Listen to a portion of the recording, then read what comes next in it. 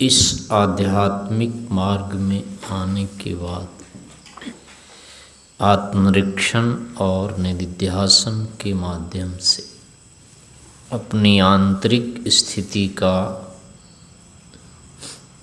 विवेचन निरंतर करते रहना चाहिए। किस परिस्थिति में किस कारण से हम इस मार्ग को पकड़ते हैं, आरंभ में हमारी जो भी मानसिक स्थिति रहती है, जो भी कारण होते हैं, उनको भी सदैव स्मरण रखना होता है।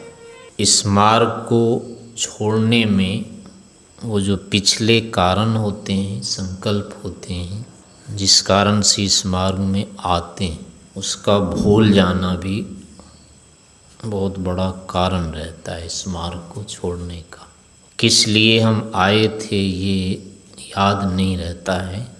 अगले भिन्न भिन्न योजनाओं को हम पकड़ लेते हैं। नई नई योजनाओं में अपने को बांध लेने पर कालांतर में होता है कि फिर इस मार्ग से च्युति हो जाती है, छूट जाती है, मार्ग छोड़ देते हैं।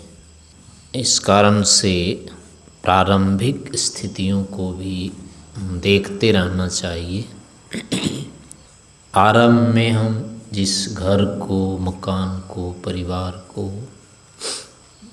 विद्या को, व्यवसाय को, जिनको भी छोड़ते हैं और छोड़ करके हम इस मार्ग को पकड़ते हैं, आध्यात्मिक क्षेत्र में आ जाते हैं, निश्चय से उस समय उन व्यवसाय संबंध आदि में कोई न कोई बाधा विशेष अथवा न्यूनता स्पष्ट दिखाई देती है। वहाँ कुछ कमी होने के कारण से ही उसको हम छोड़ते हैं। आगे उससे कुछ विशेष मिलने वाला है, कुछ विशेष उपलब्धि अपेक्षित होती है, वो भी दिखाई देती है। उस परिस्थिति में हम फिर उसको छोड़ करके हम आगे बढ़ जाते हैं। लेकिन इधर आने के बाद फिर से हम उसको ही बड़ा मानने लग जाते हैं। वही ठीक था, जिसलिए हम आए हैं वो वस्तुतः ठीक नहीं है, इससे अच्छा वही था। ऐसी विपरीत मान्यता हो जाने के कारण, फिर से बदल जाने के कारण से भावना या तो इस मार्ग में अवरुद्ध हो जाते हैं, रुक जाते हैं, या फिर रास्ता मार्ग बदल लेते हैं। इस कारण से निरंतर इन साधकों को और बाधकों को दोनों को देखते रहना चाहिए, देखते रहना होता है। लौकिक अवस्था में जहाँ हम पहले रहते हैं, निश्चय से कोई न कोई दुखद परिस्थितियाँ रहती हैं। जैसा कि बताया गया है, रोग, शोक और वियोग, प्रायः ये तीन में से कोई न कोई कारण रहते हैं जिनसे व्यक्ति वर्तमान संबंध को, स्थान को, अधिकार को, ऐश्वर्य को छोड़ देता है और आगे आता है। या तो विशेष रोगी होता है, वो रोग इतने अधिक बढ़ जाते हैं कि वहाँ के भोग उसके लिए अब प्राप्त ही करने योग्य नहीं रहते हैं। भोग ही नहीं सकता, कुछ खा नहीं सकता, पी नहीं सकता, पहन नहीं सकता, सब कुछ होते हुए भी वो भोगने में समर्थ हो जाता है। और यहाँ तक कि होता है कि शायद अब आगे जीना भी कठिन हो जाएगा। तो ऐसी स्थिति में आने के बाद व्यक्ति निश्चय से वहाँ से भाग जाता है। तो उस समय जो उसका भागना होता है वो होता है, हम इससे उत्कृष्ट जीवन हमें आगे मिलेगा। व्यर्थ में हम मृत्यु को प्राप्त नहीं होना चाहते हैं, व्यर्थ में हम दुख भोगना नहीं चाहते हैं। उस समय ऐसा निर्णय होता है। दिखाई देता है। हमारा जीवन व्यर्थ नहीं जाना चाहिए। इस कारण से अब उससे बचने के लिए उसको छोड़ देता है व्यक्ति। ऐसे कोई शोक होता है परिवार वालों से, साथी से, संबंधी से, भागीदारों से, उसको कोई न कोई विशेष धक्का लगता है। आपस में छल कपट के कारण से, विश्वासघात के कारण से, धंधे में, व्यवसाय में, या जो साथ के कार्य होते हैं, या फिर जो अधिकार क्षेत्र होते हैं, उनमें आघात लग जाने के कारण से व्यक्ति को लगता है कुछ नहीं है, ये सब व्यर्थ है, इसमें जीवन लगाना व्यर्थ है, कुछ नहीं रखा होता है इसमें, छोड़ो इसको। और वो व्यक्ति अब आत्मकल्याण के लिए वहाँ से प्रवृत्त हो जाता है। तीसरा कारण होता है वियोग का। जिनके भरोसे वो रह रहा होता है, चाहे माता पिता हैं, भाई है, कोई भी होता है, पुत्र संतान कोई भी हो सकता है, जिसके आश्रय से वहाँ रहना होता है, उस आश्रय के भी छूट जाने पर, उसकी ओर से उपेक्षा दिख जाने पर, उसकी असमर्थता हो जाने पर, या उसके साथ वियोग किसी न किसी प्रकार से हो जाने पर, धन संपत्ति कोई छीन लेता है, घर से निकाल देता है, भागे हिस्सा नहीं देता है, बलात् उसको दूर कर देता है, या मृत्यु हो जाती है, कोई विशेष क्षति हो जाती है, कोई विपत्ति आ जाती है, काल आ गया, भूकंप हो गया, आग लग गई, जो भी होता है, किसी दुर्घटना हो गई, किसी न किसी कारण से वियोग हो जाता है जो अति प्रिय था। तो ऐसी स्थिति में फिर व्यक्ति को लगता है कि कुछ नहीं रखा है यहाँ, इनसे कुछ नहीं होता है। आप स्थान चाहो तो बदल लो उधर से।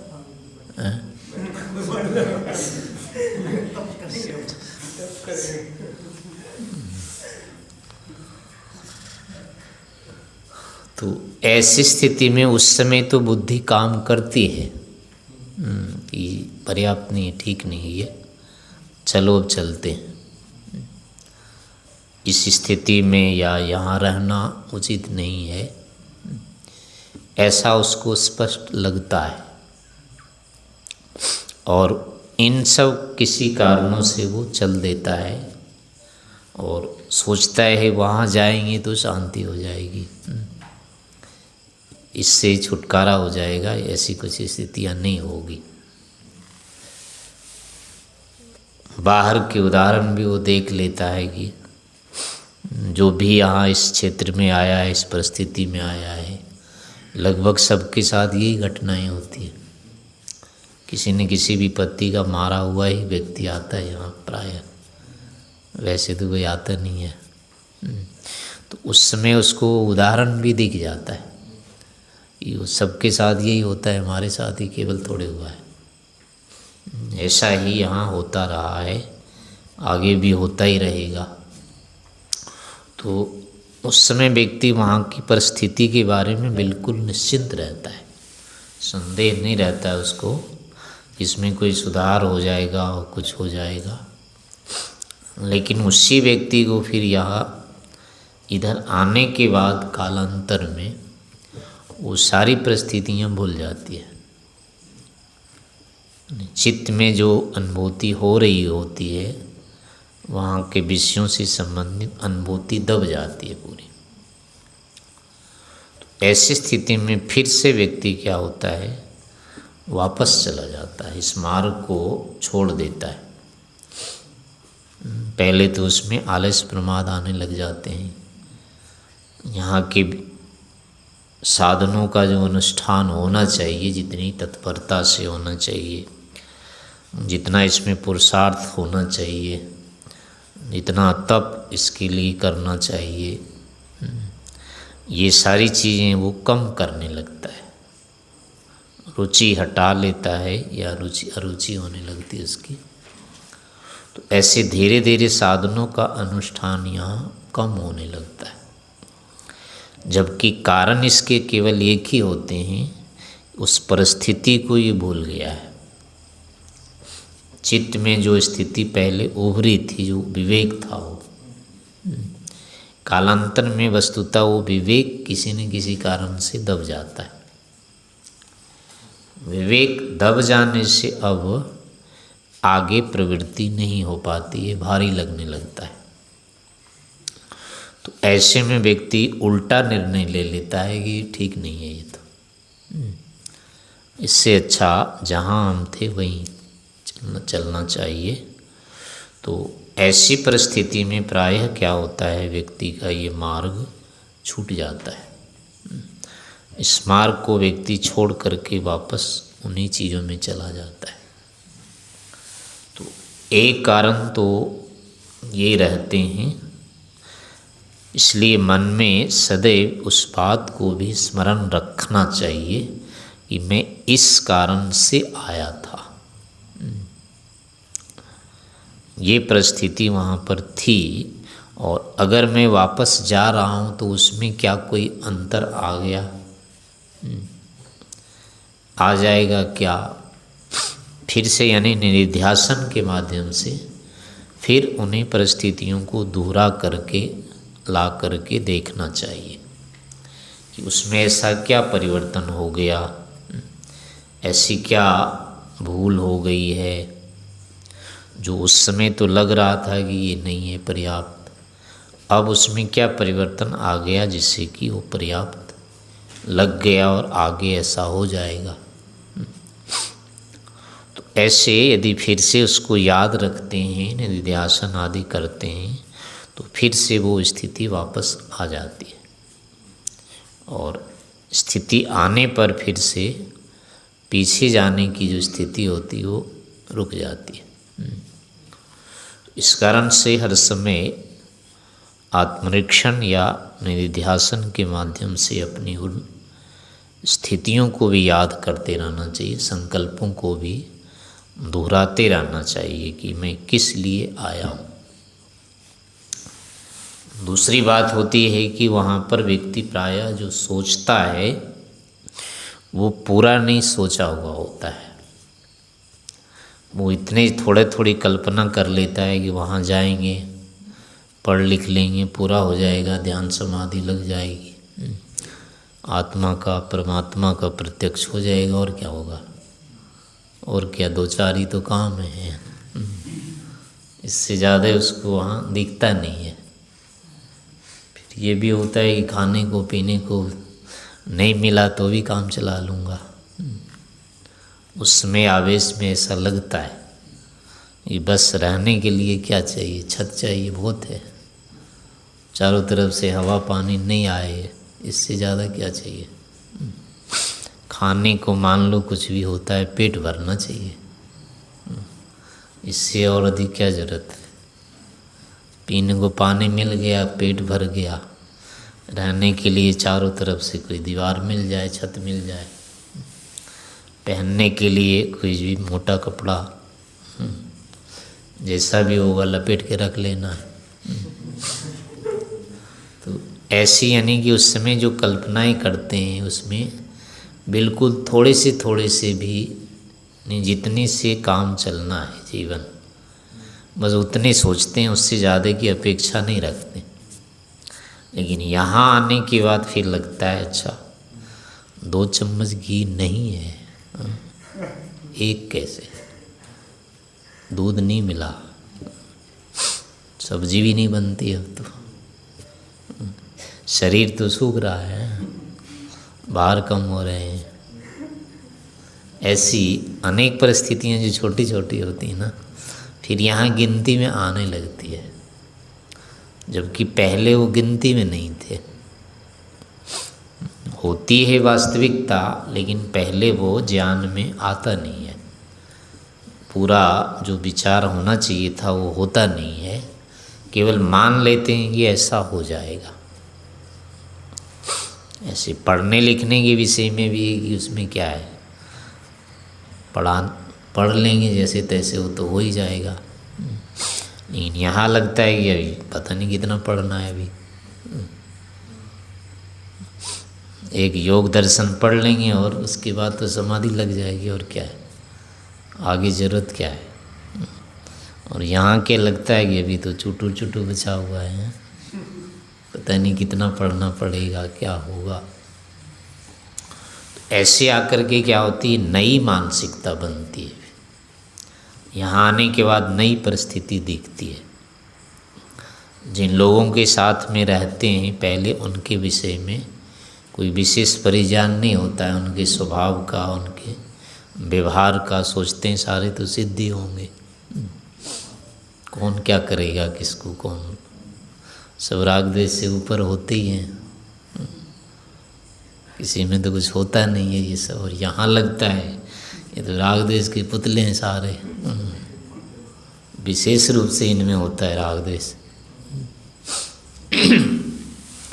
दुकान में या घर गांव में लोग रहते हैं, वो तो अपने को मानते हैं मैं तो बिल्कुल विशुद्ध चेता हूँ, राग द्वेष हमारे में है ही नहीं कुछ।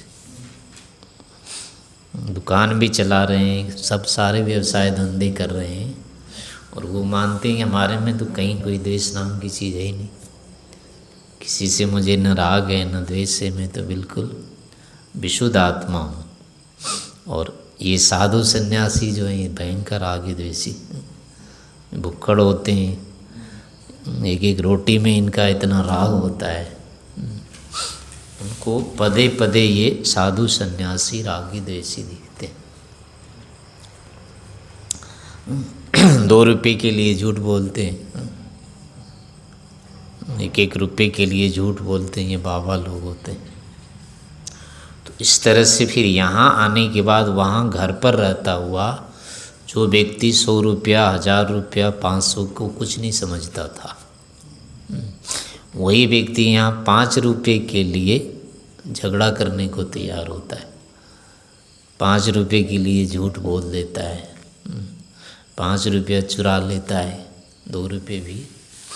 तो ऐसी इतनी अधिक परिस्थितियाँ यहाँ हो जाती हैं। जिसको रोटी घर में देखने की इच्छा नहीं होती थी, उसको यहाँ रोटियों के लाले पड़ते हैं। वहाँ 2 खाता तो यहाँ 5 खाने की इच्छा हो जाती है। तो ऐसी मतलब बहुत अधिक परिस्थितियाँ बदल जाती है। लेकिन ये इनमें जो परिवर्तन हुआ, स्तर भेद हुआ, इसका आकलन पहले से नहीं रहता है कि भाई अभी सब कुछ तो हमारे हाथ में है, यहाँ हम जो चाहते हैं वो मिल जाता है, माता पिता हैं जो भी हैं वो घर परिवार वाले दे देते हैं। वहाँ तो ऐसा होगा नहीं, वहाँ तो एक एक चीज़ मांगनी पड़ती है, उस पर भी कोई देगा कोई नहीं भी देगा।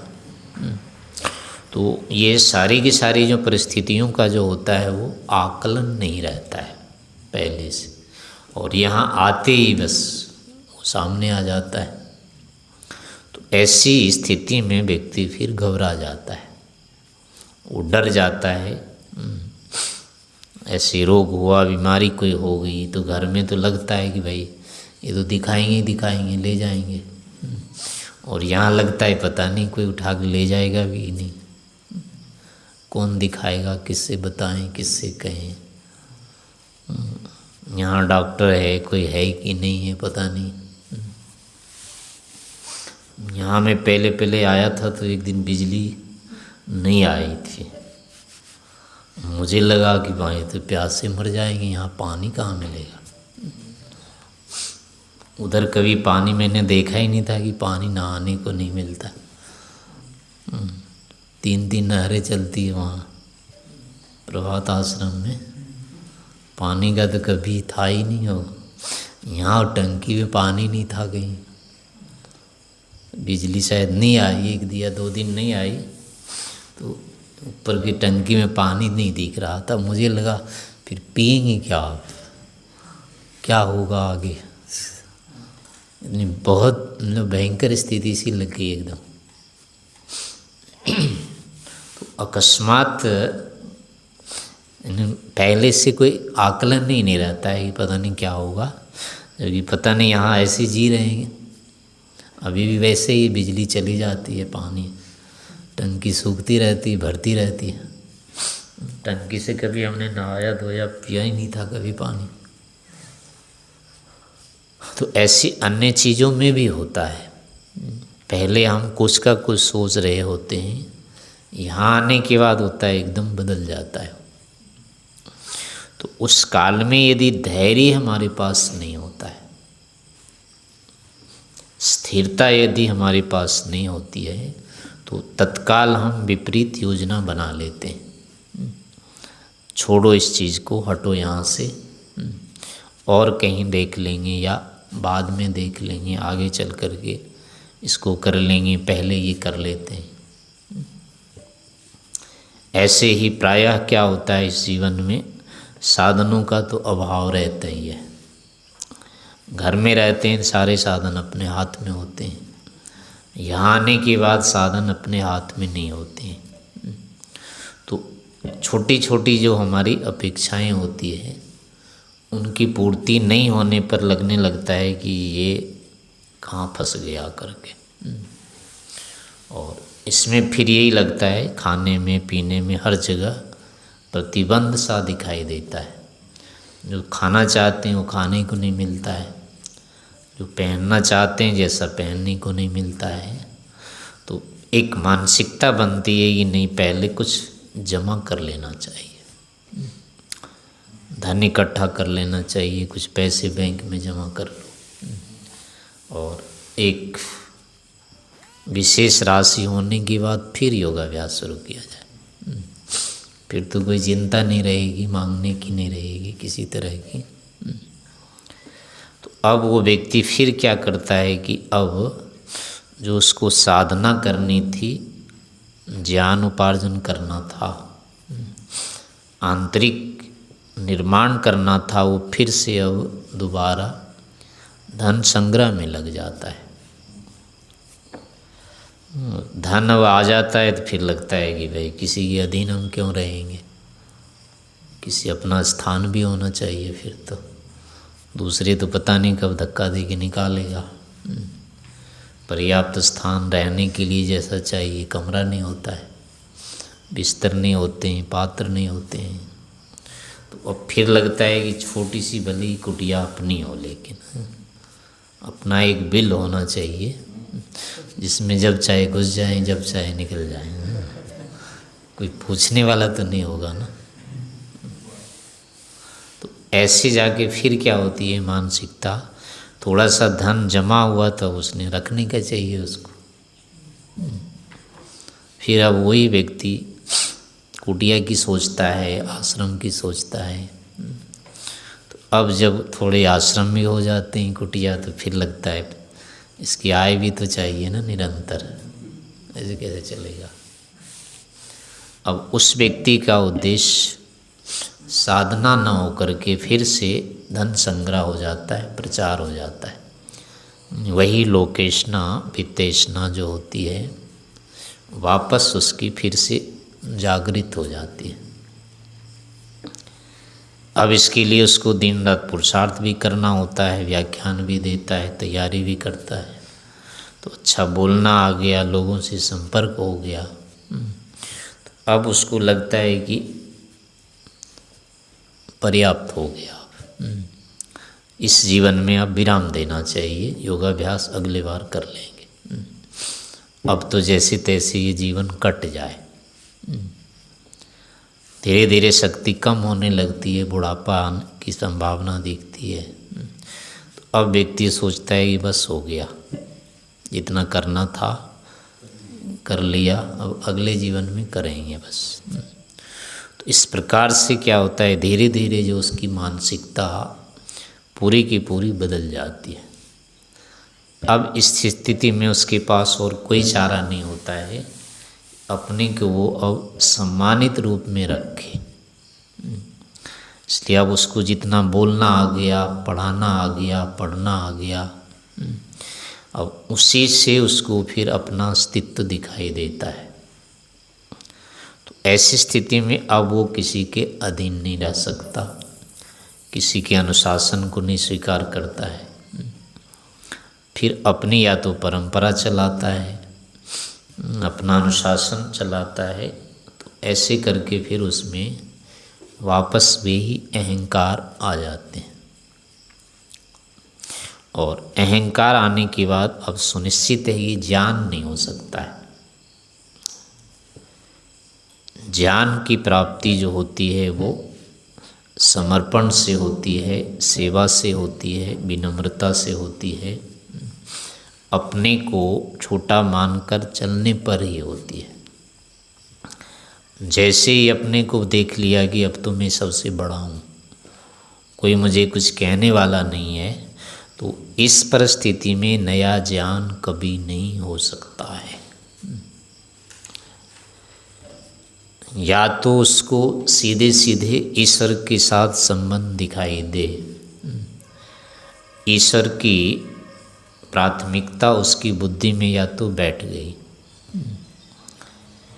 या फिर उसको लग रहा है कि मेरा अंदर कुछ नहीं है, मैं वस्तुतः रिक्त हूँ, मुझे ये चाहिए चाहिए, ऐसी या तो तीव्र जिज्ञासा उसमें रहेगी। या ईश्वर के साथ संबंध रहेगा तो उस परिस्थिति में तो नया ज्ञान विज्ञान उसको होगा उत्पन्न। अगर ये दोनों चीज़ें नहीं है, ईश्वर भी नहीं है, अंदर से उसको कुछ दिखता भी नहीं कमी, तो अब उसको अहंकार रखना ही पड़ता है। तो ऐसी स्थिति में फिर नया ज्ञान जो तत्व ज्ञान होता है, अहंकार स्थिति में बिल्कुल नहीं उत्पन्न होता है। इसी कारण से योग दर्शन में कहा है कि संग स्मया अकर्णम पुनरअनिष्ट प्रसंगात्। यानी योगाभ्यासी व्यक्ति को यहाँ तक कि समाधिस्थ को भी संग और स्मय इन दो का निषेध कहा है। यानी कि लौकिक भोगों से या भोगवानों के साथ ना तो उसका संग होना चाहिए, ना ही उसके त्याग का उसको अभिमान होना चाहिए।